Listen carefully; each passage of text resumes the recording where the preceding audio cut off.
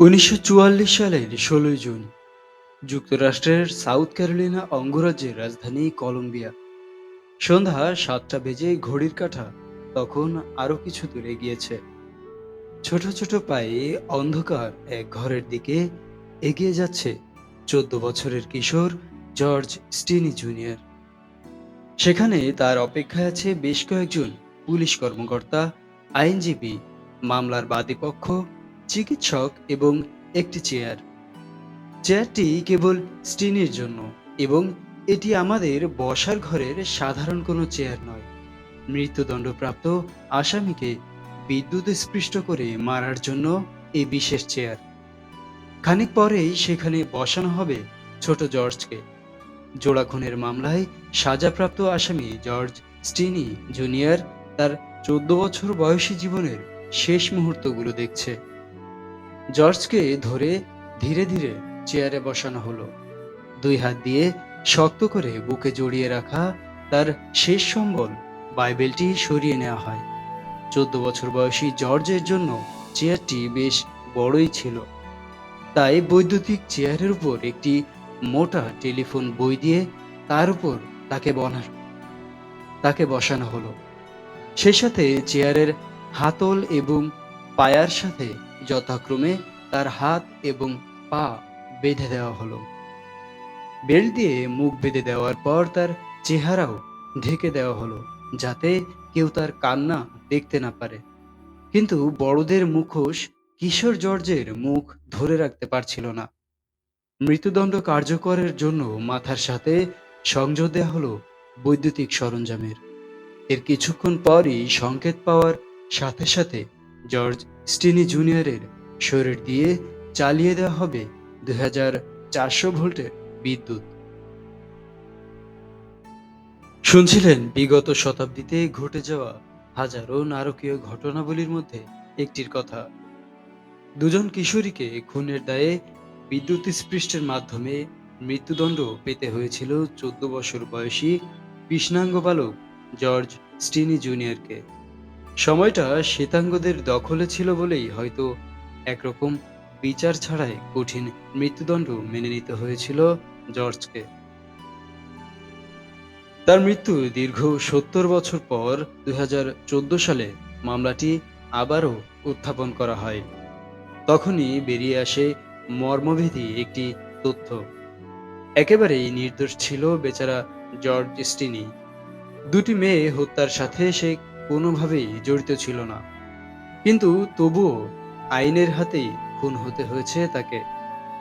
কিভাবে আইনের হাতেই ঘটে গেল কলঙ্কিত এই হত্যাকাণ্ড, তা জানার জন্য মূল ঘটনার কিছুটা পেছনে ফিরে যেতে হবে আমাদের।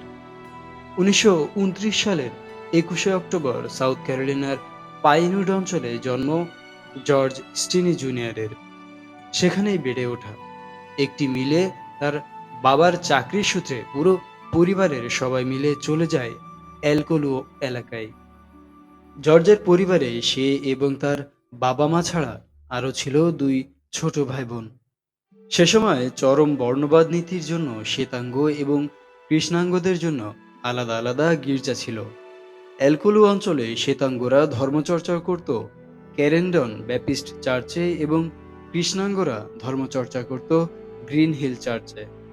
ধর্মীয়ভাবে শ্বেতাঙ্গ এবং কৃষ্ণাঙ্গদের আলাদা গির্জার কথা বলা না হলেও সামাজিক সংস্কৃতি এবং নানা কুসংস্কারের কারণে এমন বিভাজন তৈরি হয়ে গিয়েছিল।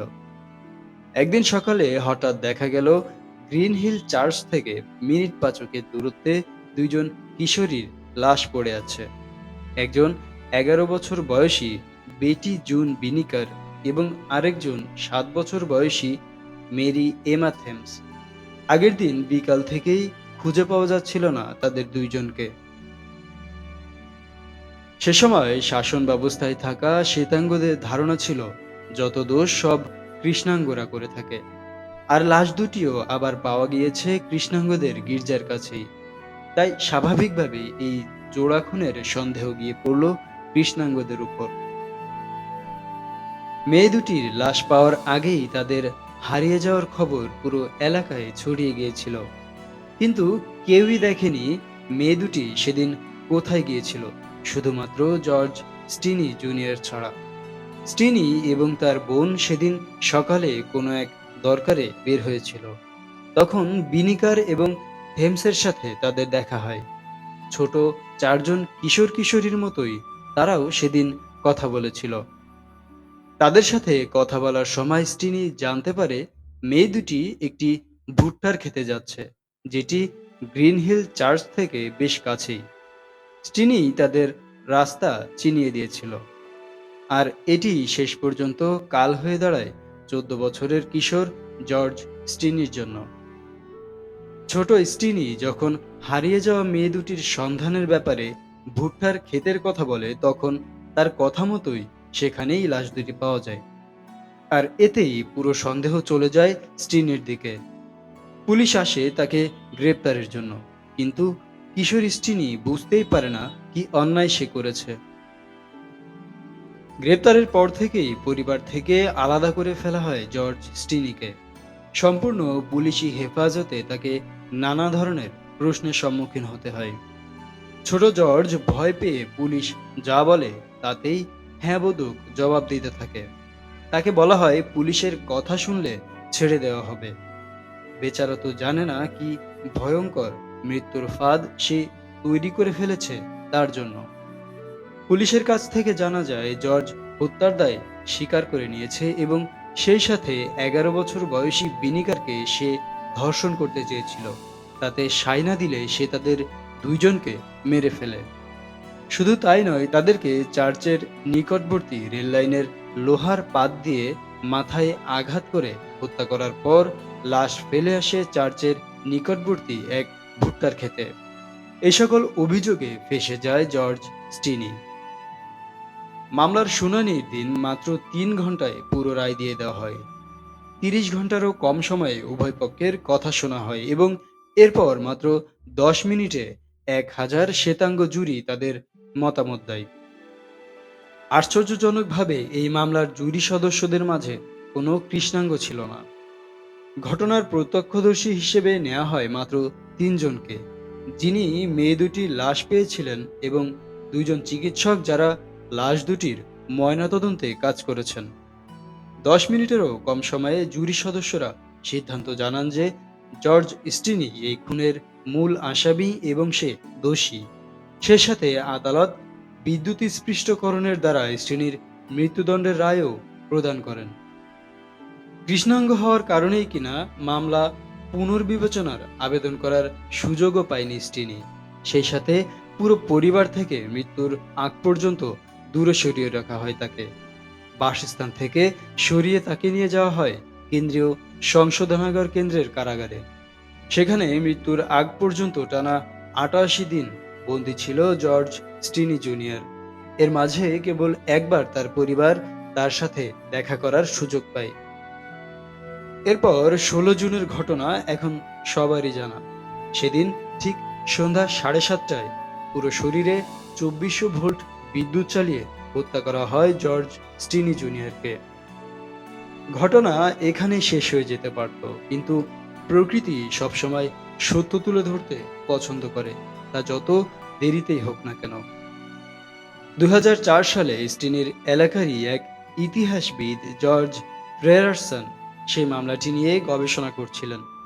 স্টিনির ব্যাপারটি তার কাছে খটকা লাগলে বিষয়টি আবারও আদালতে তোলার ব্যাপারে আগ্রহী হয়ে ওঠেন তিনি। শেষ পর্যন্ত তার পরিবারের ইচ্ছায় মামলাটি পুনরায় শুনানির জন্য আদালতে যায়। ততদিনে মামলার 3জন প্রত্যক্ষদর্শী মারা গিয়েছেন, কিন্তু তাদের জবানবন্দি বিবেচনা করে জানা যায় তারা কেউই স্টিনির সরাসরি সম্পৃক্ততার ব্যাপারে অবগত নন। তারপর পুলিশের কথা মতো একটি রেল লাইনের লোহার পাত তুলে তা দিয়ে কাউকে আঘাত করার মতো শক্তি একজন 14 বছরের কিশোরের থাকার কথা নয়। সে সাথে একজন 11 বছর বয়সী এবং একজন 7 বছর বয়সী বালিকাকে কোলে নিয়ে একা 1.5 মাইল রাস্তা পার হওয়া একজন 14 বছর বয়সীর কাছে এক কথায় অসম্ভব ব্যাপার। এ সকল বিষয় বিবেচনা করে এবং নানা প্রতিবন্ধকতা পেরিয়ে অবশেষে 2014 সালে রায় দেওয়া হয় জর্জ স্টিনি জুনিয়র ছিল নির্দোষ। যুক্তরাষ্ট্রের ইতিহাসে বর্ণবাদের দায় নিয়ে আইনের হাতে এরকম খুন হওয়ার ঘটনা একদিকে যেমন কলঙ্কিত, অন্যদিকে এত অল্প বয়সে কাউকে মৃত্যুদণ্ড দেওয়ার ঘটনাও ইতিহাসে বিরল। স্টিনি হয়তো মৃত্যুর পর নির্দোষ প্রমাণিত হয়েছে, কিন্তু তার হত্যাকারীদেরকে কি প্রকৃতি ক্ষমা করবে কোনোদিন?